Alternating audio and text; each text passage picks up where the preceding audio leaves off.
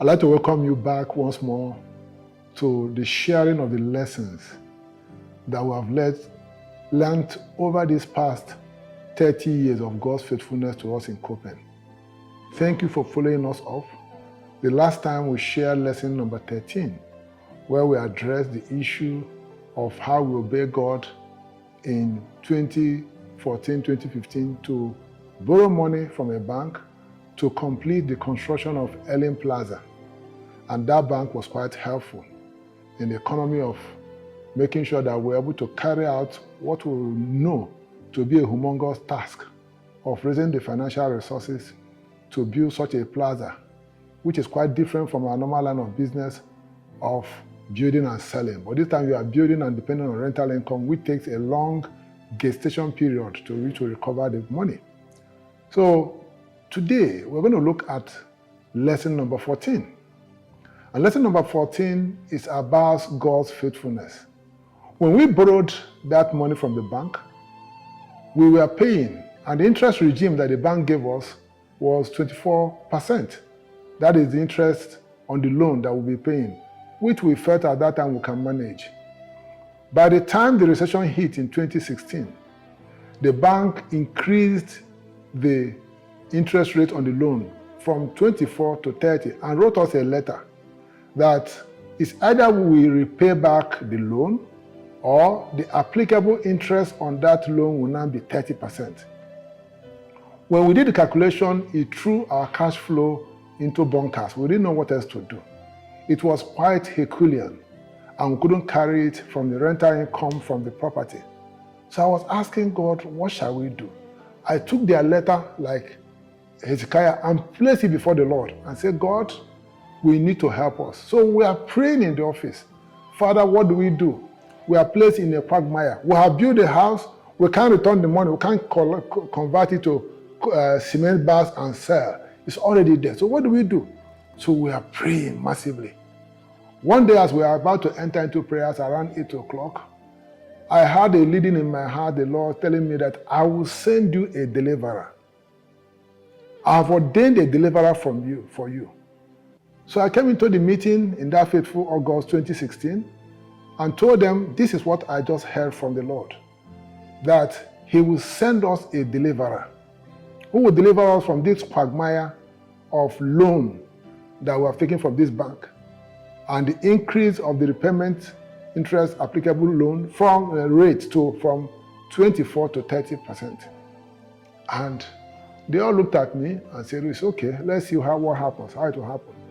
Within 1 week, I got a call from a friend of mine who over the years had been saving money in dollars. And because he was afraid that the dollar that have risen, the exchange rate have risen, will fall down again. So he went and changed the money he had into Naira. And he made a phone call to me and said, do you need 100 million Naira? I said yes. He said, okay, the Bureau de Change people have just changed the money. Go to so Diamond Bank on Garden Avenue and you will be able to receive the money. And that was how I just asked myself, what is happening here? The Lord have told me, I will send you a deliverer. Concerning this burden that I had, I went to the bank, to Diamond Bank, and lo and behold, I saw them carrying Ghana must go 100 million Naira. He said, this is the money. And I came back in shock because I asked myself, so God knows about this problem I'm having. And He told me I will send you a deliverer. And I asked the gentleman, I said, my friend, now how? He explained. I said, okay. How do I begin to repay you? He said, pay me. I was led to give you that money. I made a call. You didn't tell me you have any problem, but I was led to call you. My friend, what is the lesson for us? The lesson for us is the fact that God knows your problem. It strengthened my heart that in the midst of every situation, like Hezekiah, I took that bank letter, that threat letter, to increase the interest loan from 24 to 30% to the Lord. And he said, I will send you a deliverer. That God knows the divine helpers he has positioned for you. He knows those who will connect you to what you need. That in the course of your life journey, it is not about you, it's all about God. It's about him who knows the fishes with the golden shekel in the river. He owns the cattle on 1,000 hills. And I don't know where you are today in the economy of what you are doing with God. Because I was asking God, you sent us to borrow this money. And we borrowed it. That money we borrowed to carry out your will for us, to make sure that we'll continue to pay salaries and overheads for the company, is what has brought this problem. What do we do? And he sent a deliverer. So in lesson number 14, we're asking to let you know that God knows about your problem. And he has solutions. He has people. He has deliverers who will deliver you from the hands of the devourer, not minding the kind of challenge that you have entered into. Once you are doing what God has asked you to do, trust in his integrity, trust in his ability. He who has the heart of kings can make somebody who doesn't know your problem to make a phone call to you. I've had a situation also in my life that in a night I had a dream, and one of my relations was owing somebody a certain amount of money.